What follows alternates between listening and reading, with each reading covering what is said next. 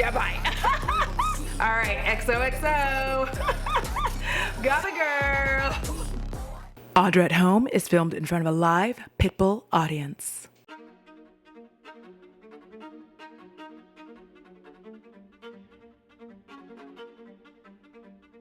Good morrow and merry meet. My name is Audra and you are in for a treat. All right, please forgive the mess behind me. I am once again in my bedroom. I am moving, as I have mentioned in a video that you have either seen or is coming after this one, depending on my editing style. So, can we talk for a second without you paying attention to that pile of clothes that's sitting right there? That'd be great. So Vlogmas was a flop. I feel like a lot of us creators were talking about this, and I don't know how many of us were like really able to discuss it in detail, in depth, but some of us were talking behind the scenes. Some of us were out on the Twitterverse just like explaining it. Yes, I did use that term. Please don't cancel me. Move on. And the first thing that I think made Vlogmas flop was that people know, as subscribers, you are now fully, completely, and totally aware that Vlogmas and December has the highest AdSense of the year for creators.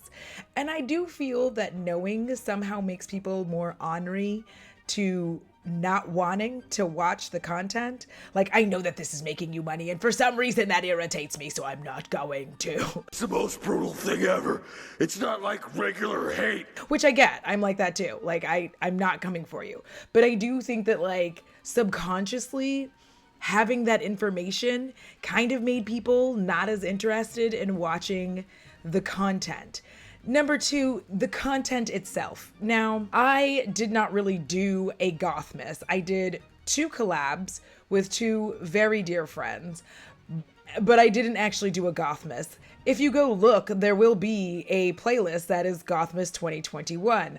I did not actually do Gothmas, but it's December, labeled them all underneath Gothmas, and moved the fuck on. But a big reason that the content isn't necessarily fabulous, fantastic, and great is because, honestly, 31 straight days of content, or 25 days, depending on how you like to do your Vlogmas or how other creators like to do it, is a lot. Especially if you consider how many people put a lot of time, effort, and energy to one video. If you look at commentary channels, for instance, they may spend a large period of time doing research and then scripting and then filming, editing, whatnot. So very few content creators in that realm really want to have daily content, and even if they did, you're gonna have a lot of fluff filler. You kind of have to, because first of all, you get tired of filming. When I did do Gothmas 1 year, like in full, and mind you, I did not have another job at that point in time, so it was stressful, but it was significantly easier to participate in, because babes, I did not, like I said, I didn't have another job stressing me out, trying to like get home in time to do the Vlogmas and do all of this stuff. I just got to do Gothmas and bleh. But it's very difficult to have that many days of content back to back to back to back. You have no time to even breathe in between this content. And a lot of times, if you don't want it to have, like, if you don't want to have any fluff content, you are literally going to have to start filming shit in July and just like shelving those videos for your Vlogmas, which most people don't want to do. It's hot. And most places in, I guess, I don't know what hemisphere I am. Am I a moron? No, I'm an American. Anyways, I just think that it's hotter, so it's hard to pre-film when you're warm. It's hard to try to like put on a sweater and pretend like it's wintertime. And so you're gonna have more fluff content. And as such, with viewers understanding how much money people make during this time frame, there's also the understanding that like this fluff content isn't it. So why should you contribute to their bank account when the content is not up to their usual par? And it's no hate to anybody who did, because I respect you. I understand. It's a nightmare kind of trying to like do this feat of content every single day, especially when that's not your normal type of content. If you normally upload a video every other day, every couple of days, trying to switch that, like, oh, the editing alone gives me nightmares. Now, I also mentioned that I only did 2 collabs, to which very few creators, especially and specifically in the beauty space, because this is where I am. It's not the only content I watch, but I do pay attention to what happens here. Very few creators did any collabs. Like, for those of you who've been here for a minute, Vlogmas was always collab heavy. It was very much a time of discovery for all of us who watch this content. This was the time to find new creators, in the space, smaller beauty content creators that you didn't know existed. And so larger content creators would often collaborate with a smaller content creator, and boom, careers were made. Also, big creators would collaborate with each other, like collaborations between creators that people really wanted to see happened in these moments.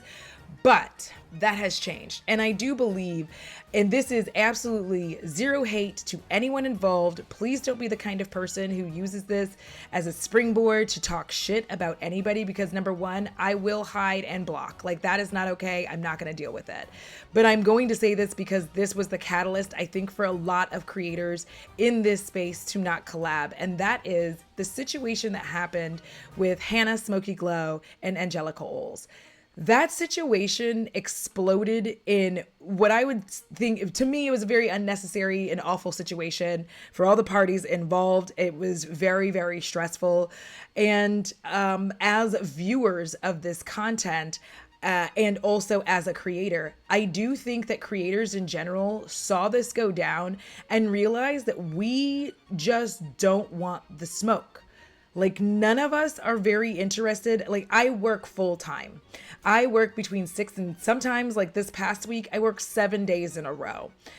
And those days don't have a specific end date. My job, like my hours don't have a specific end time. It's whenever I'm done. So that being the case, I don't have time to extensively and exhaustively research every single creator I plan to collab with to make sure that they didn't do something in the last 20 years that could deem them cancelable. And I don't have the energy for that. I'm sorry. I know that people think like, well, you're a content creator and that's what you should do. Okay, listen, I get it for like those people who YouTube is their job. I get it. But I'm going to say a good 90% of us still have outside jobs outside of YouTube. And with that being the case, the fear of accidentally stepping off in some shit was one none of us were willing to take. It's a risk that we were not willing to take. We have finally exited out of the nasty drama era of the beauty community. And none of us were interested in accidentally stepping off into it. I think it made a lot of us hesitant because what you think you know of somebody versus what's actually out there can be two different things. And I do think that nobody really wants to get caught up in looking on Reddit threads because, again, the second you see your name, it's very difficult. You know, you can either choose to like close it and pretend it doesn't exist, or a lot of people might end up going down the rabbit hole to see what people are saying. And at first you're like, look, oh my God, that one person hates me. And you get focused on this one person hating you, being like, they breathe too hard. I always say that because I do breathe really hard. So it's like a fear of mine that one day somebody's going to comment and be like, Audra breathes too hard. I know. Anyways, I do think that a lot of us were not interested in having to sit down and like get the investigative team, you know, get Harriet the spy out here in this bitch to find out everything about someone. And there's something about that as well that seems very weird, disingenuous, and kind of fucked up, that like you don't really even trust them. So you're now doing like investigative research on them to find out if you can do a collaboration with them and not end up in some shit. So I feel like because there weren't collabs, which people are used to seeing and expecting, it just wasn't, Vlogmas just didn't have the hype it used to have. People were normally expecting to see like all these different collaborations happen. And when it didn't, I think that people slowly started to kind of like back out of like watching any of the content because like nothing fantastic was happening. It was just kind of like fluff content mixed in with fantastic content. And then obviously people knowing how much money you make and oddly, contrarily, not wanting to contribute to that. And the final thing is that a lot of creators don't really make that much money for Vlogmas. Listen, I know that larger creators will tell you all day long that Vlogmas is the best time for AdSense, and it is for them. For the rest of us, it's not. Like my channel is not large enough and does not have a large enough audience and does not pull in enough AdSense dollars for YouTube to want to push my content. And that makes sense. I'm not here to bitch about that. It actually does make sense. Even a white creator is going to have difficulties with that. So this isn't me being like, I'm black, so they didn't. It's being honest. Smaller creators are just not going to get pushed during Vlogmas. That's just not the time. If this is the time that YouTube makes the most money off of ads, then you can guarantee that as a corporation and a capitalist, they're going to push the content of the larger creators and always push them first and front and foremost so they can get the most bang for their buck. So essentially, most creators under like 250K just really weren't seeing a boost. And in fact, I did notice a lot of creators, like even myself, who realized that not only were they not getting pushed all that much, but also the AdSense wasn't that much better. Like I just really wasn't. I believe that when I break it down on my YouTube monies, because I feel like people think that people are so like whatever, but I don't make that much at all from YouTube. I'm very lucky to have amazing supporters over on Patreon and those who support the channel by being channel members. But like YouTube itself, like the AdSense, nope, not for me. I don't really make it. But I think that like a lot of the creators started looking and realizing that we made better money before Vlogmas. And my theory, YouTube, don't cancel me. My theory is that those of us who are smaller creators, YouTube pushed our content during October and November. And really everybody's content, I think, this is just my opinion, because the way that things have been going, Black Friday has been moved up closer and closer and closer. Like eventually Black Friday is just going to be in July. Just kidding, it already is, because people have like Black Friday sales in July, but we're gonna look past it. But Black Friday keeps getting moved up, right? So December is actually now becoming not the bestest time in the world to be advertising. You actually, as a business, now want to be advertising in mid-October through November, because those are going to be the times that people tend to spend the most money.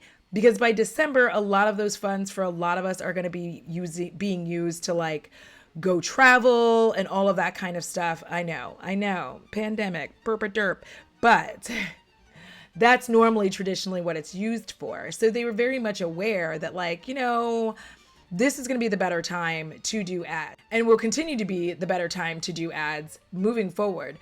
I just think that that's how it's going to work. So eventually Vlogmas isn't going to be a thing.